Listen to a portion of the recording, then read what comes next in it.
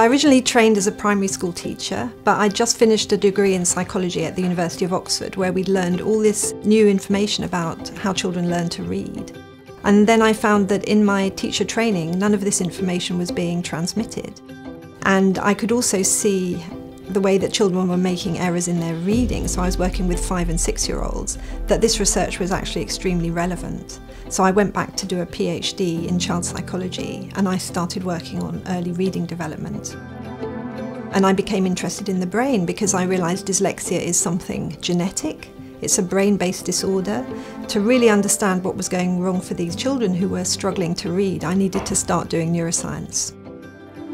So the work I was doing, first of all, was looking at the importance of children's awareness of the sound structure of words for learning to read.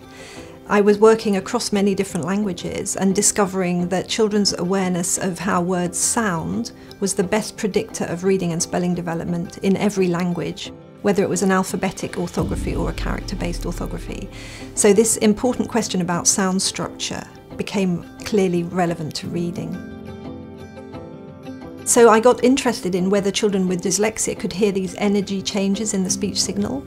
And I had graduate students from all over the world, and we were looking in many languages like Chinese, Spanish, French, Finnish, and we found that children with dyslexia in all of these languages couldn't really hear, they couldn't discriminate that energy change that went with the vowel. Because as we're speaking, energy rises. When you produce a vowel, then it falls again, then there's another rise. So it's very rhythmic in speech, that syllable level patterning. And that was what the children with dyslexia found hard to hear. So we then looked in more detail at how the brain computes these rhythmic patterns, and we found that there are energy changes in the speech signal at lots of different rates that are all happening at the same time. And it's putting those rates together that gives the brain rhythm. And then we looked at infant-directed speech, because actually when you talk to babies, you talk in a special way. And we found that this particular set of statistical relationships was particularly amplified in baby talk, which means it's really important to talk to your baby in baby talk as much as possible, because it gives the brain the building blocks it needs to set up the spoken language system. I nominated Professor GOSWAMI for her work on dyslexia because it is genuinely transformative. Her ability to get at the basic science, the neuroscience of why we see dyslexia in young children is absolutely crucial if we're really going to tackle the problems that large numbers of children experience in terms of their reading. So having found the importance of rhythm patterns for language processing, really the next question was how early, and also what do we do for children who have problems? And so what we're doing in the lab at the moment is, first of all, we have an infant rhythm project where we're looking at babies from the age of 2 months, how early their brains compute these rhythm patterns from the speech signal and align themselves. So the brain is using rhythm for this electrical-based signalling. Is it aligned to the speech signal very early? Which different temporal rates are most important? And we're predicting their language outcomes. And rhythm is multimodal. It's not just what you hear, it's also what you feel in your body. So for example, we're looking at individual differences in drumming to a rhythm, because we know that, for example, in dyspraxia, that children who have motor problems will also often have language problems. And so I'm interested in whether there's some kind of underpinning of that through rhythm in the motor system as well as the auditory system. We're also trying to invent ways of helping children with dyslexia get over these rhythm-based problems. So we developed an intervention based on poetry and music that's a lot of fun for children. So it's all oral language, but always timing your rhythmic syllable patterning to, say, drums or dancing or marching. And what we're doing right at this moment is we're trying to develop signal processing to change the way the speech signal is perceived by the brain of someone with dyslexia, so that we kind of exaggerate the bits their brain doesn't hear very well, and hopefully normalise speech processing in terms of the neural patterning. So we're using brain imaging before and after to see whether this intervention will make a difference. And if it makes a difference, then it should be important in every language, this kind of amplification of speech, because all languages use baby talk.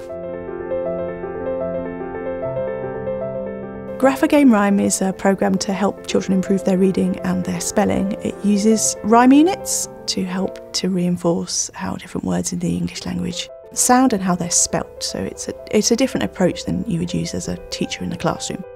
It's really engaging and interactive, and if you use it with one child at a time, then you can watch how they progress through it. You can go in as a teacher through the back door and see which rhyme units they found easy and which ones they found more difficult, which ones they need to practice a bit more, so you can build that into your teaching.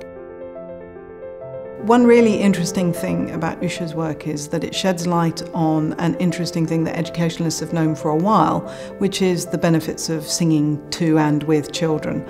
And what Usha's work does is help us understand the neuroscience as to why singing can help with children's language development, and indeed why children struggle with that early phase of language development. So the wonderful thing about the Yidan Prize is that I can now extend this rhythm-based approach in the research to children who have developmental language disorder.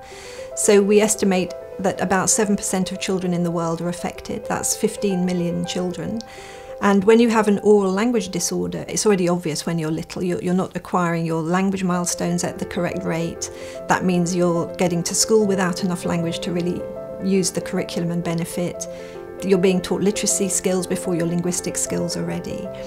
And by having a brain imaging project for those kind of children as well, we'll be able to compare the dyslexic brain with the brain of a child with developmental language disorder.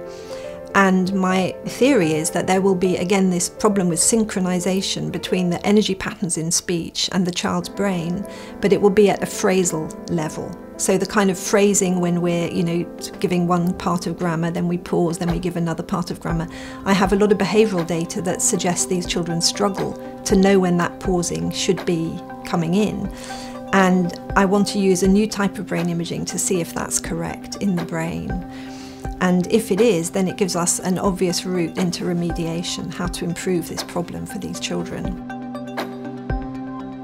So the other holy grail, as well as effective intervention, is early identification.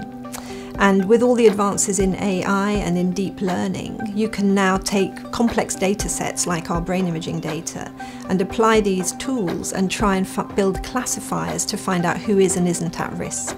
So for example, in our infant data, we're already being able to build classifiers of who will later have high language skills versus low language skills.